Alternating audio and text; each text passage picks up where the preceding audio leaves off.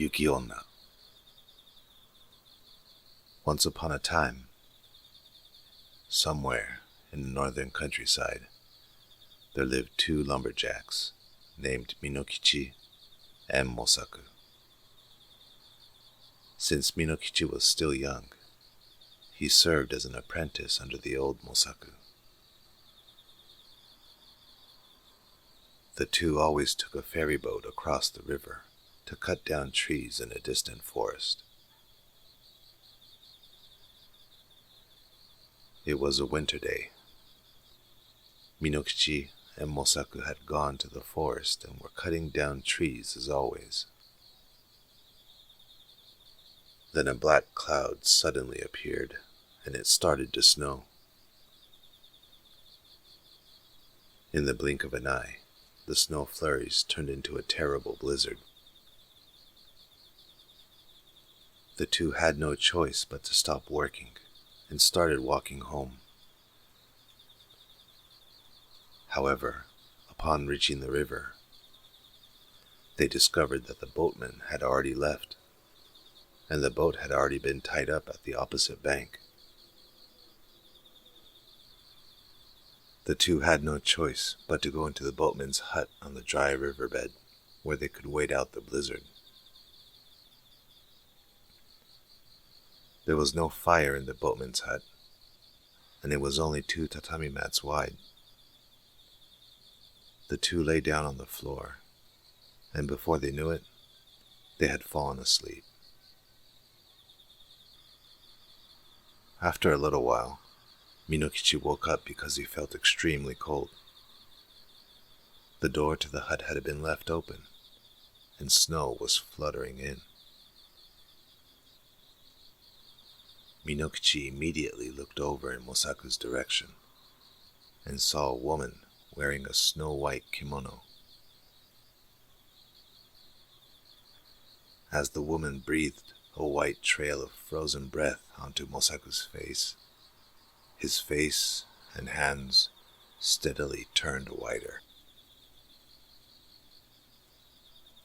Minokichi tried to let out a cry of shock, and at that, the woman came towards him. Her face was beautiful. Her skin was abnormally white, and her eyes were as piercing as lightning. Minokichi tried to escape, but he couldn't move or speak. The woman stared closely at Minokichi's face. He had an uncommonly handsome face for a man from the countryside. "I will save you, but you must not tell anyone about what happened tonight. If you say anything, you're a dead man. You understand, right?" "Don't forget," the woman said, before disappearing outside into the blizzard. Minokichi immediately went over to Mosaku and tried to wake him up.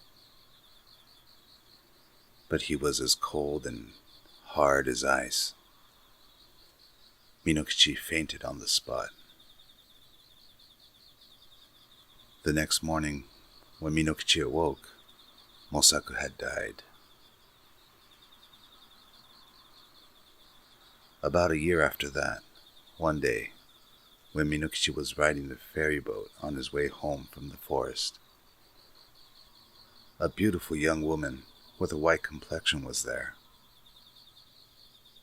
When Minokichi got off the boat, he struck up a conversation with the young woman. She had lost her parents and was in trouble, and said that she was on the way to go to the capital to look for work and a place to live. Minokichi felt bad for her and allowed the woman to stay at his house.